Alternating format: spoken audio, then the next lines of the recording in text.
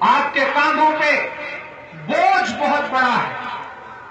एक कांधे पर एक ऐसा बोझ रखा हुआ है जो 20 साल से जुल्म कर रहा है, आपको जहालत में ढकेल रहा है। वो नहीं चाहता कि आप पढ़ लिख जाएं, वो नहीं चाहता कि आपके इलाकों में कॉलेजेस बने, स्कूल बने, क्योंकि वो बन जाएंगे तो उसका झंडा ढोने वाला कौन रह जाएगा। अगर आप पढ़ लिख जाएंगे तो उसके पीछे नारा लगाने वाला कौन रह जाएगा। नवाबियत खत्म हो जाएगी, जागीरदारी खत्म हो जाएगी। वो नहीं चाहते ऐसा।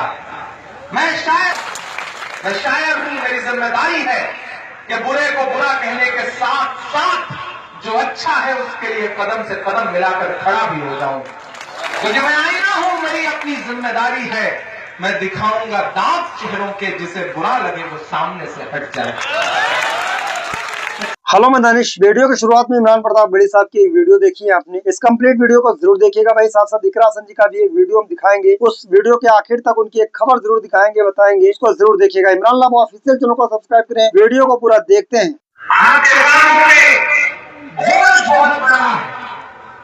एक कांधे पर एक ऐसा बोझ रखा हुआ है जो 20 साल से जुल्म कर रहा है, आपको जहालत में ढकेल रहा है। वो नहीं चाहता कि आप पढ़ लिख जाएं, वो नहीं चाहता कि आपके इलाकों में कॉलेजेस बने, स्कूल बने, क्योंकि वो बन जाएंगे तो उसका झंडा ढोने वाला कौन रह जाएगा। अगर आप पढ़ लिख जाएंगे तो उसके पीछे नारा लगाने वाला कौन रह जाएगा। नवाबियत खत्म हो जाएगी, जागीरदारी खत्म हो जाएगी। वो नहीं चाहते ऐसा। मैं शायर हूं, मेरा सियासत से कोई लेना देना नहीं है, मैं किसी पार्टी का मेंबर नहीं हूं, लेकिन आज अब्दुल्ला के लिए अगर इस मंच पर खड़ा हूं तो कुछ पर्सनल रिश्ते हुआ करते हैं, उन्हें निभाने के लिए खड़ा हुआ। मैं अपनी जिम्मेदारियां समझते हुए यहां पे खड़ा हुआ हूं। मैं शायर हूं, मेरी जिम्मेदारी है कि बुरे को बुरा कहने के साथ साथ जो अच्छा है उसके लिए कदम से कदम मिलाकर खड़ा भी हो जाऊं। क्योंकि मैं आईना हूं, मेरी अपनी जिम्मेदारी है। मैं दिखाऊंगा दांत चेहरों के, जिसे बुरा लगे वो सामने से हट जाए। मैं 4 विषय पढ़ता हूं, मैं क्यों यहां पर आया हूं। अगर ये लड़ाई छोटी होती तो शायद तकरीबन 700-800 किलोमीटर का सफर करके धक्के खा करके आपके बीच में ना आना पड़ता। जो 20 साल से विधायक हो, उसके इलाके की सड़कें ऐसी हैं कि सफर करो तो पता ही नहीं चलता कि आप सफर कर रहे हो या आखिरी सफर कर रहे हो। पुल ऐसे बने हुए हैं कि आप उन पर जाओ तो ऐसा लगता है कि पुल पर नहीं आप बल्कि झूला झूल रहे हो। मैं ऐसे पुल से गुजर के आ रहा हूं, दुआ पढ़ते हुए कि अल्लाह किसी तरह पार करा देना, टूट के गिर न जाए। मैं 4 विषय पढ़ता हूं। मैं जिस जिम्मेदारी के लिए यहां खड़ा हूं उसे बताता हूं। दोस्तों, मेरी आंखों में सिर्फ स्वार्थाना नहीं, मेरी आंखों में दिल्ली। मैं इसलिए खड़ा, और आपका एक एक वोट दिल्ली के उस नफरत वाली शख्सियत को कमजोर करने का काम करेगा जो हिंदुस्तान को अपने हिसाब से ढाल देना चाहता है। मैं मिसरे पढ़ता हूं साहब, एक वादे को निभाने के लिए वोट करो, अपनी दस्तार बचाने के लिए वोट करो, अपनी दस्तार बचाने के लिए वोट करो। चौथा मिसरा है, वो जाए इन तमाम ताकतों के कानों तक ताकि आज रात उनकी नींद हराम हो सके। मैं बोलता हूं, एक वादे को निभाने के लिए वोट करो, अपनी दस्तार बचाने के लिए वोट करो, अब तक सबको जिताने के लिए वोट किया, आपके कातिल को हराने के लिए वोट करूंगा, आपके कातिल को हराने के लिए वोट करो।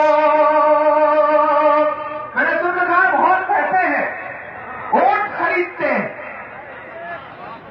तो मैं आपको आगाह करते हुए कहता हूं कि ये समझ ले कि बहरहाल भुगतना होगा। क्या कहना, इस सवालात को मत टाल, भुगतना होगा। चंद पैसों के लिए वोट अगर बेच दिया, इसका अंजाम कई साल भुगतना होगा, भुगतना होगा। रही है, पीछे तक जो मेरे दोस्त खड़े हैं, मैं उन सब का जमीन चढ़ाते हुए मिसरे पढ़ता हूं कि कौन कहता है मुरव्वत के लिए आई है, ये जवानी तो शहादत के लिए आई है, ये जवानी तो जो पुरानी पीढ़ी बैठी है, जो मेरे अब्बू की उम्र के लोग हैं, जो मेरे चाचा की उम्र के लोग हैं, मैं उनसे कोई शिकायत नहीं कर रहा, क्योंकि उनकी अपनी दुश्मनियां रही होंगी, उनको झेलना पड़ा, जागीरदारों को, नवाबों को। लेकिन जो मेरी नई नस्ल खड़ी है, मैं उससे बात कर रहा हूं कि वक्त बदल चुका है, दौर बदल चुका है। तुमने कोशिश ही नहीं की वरना हालात बदल सकते थे, तुमने कोशिश ही नहीं की वरना हालात बदल सकते थे।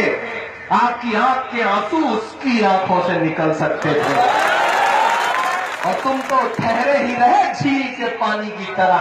दरिया बनते तो बहुत दूर निकल सकते थे, दरिया बनते तो बहुत दूर निकल सकते थे। मेरी नई नस्ल में तुमसे मुखातिब हूं कि कौन कहता है मुरव्वत के लिए आई है, ये जवानी तो शहादत के लिए आई है।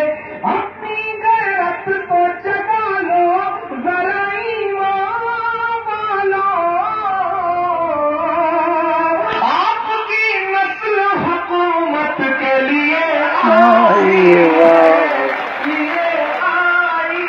है, आपकी नस्ल हुकूमत के लिए आई है।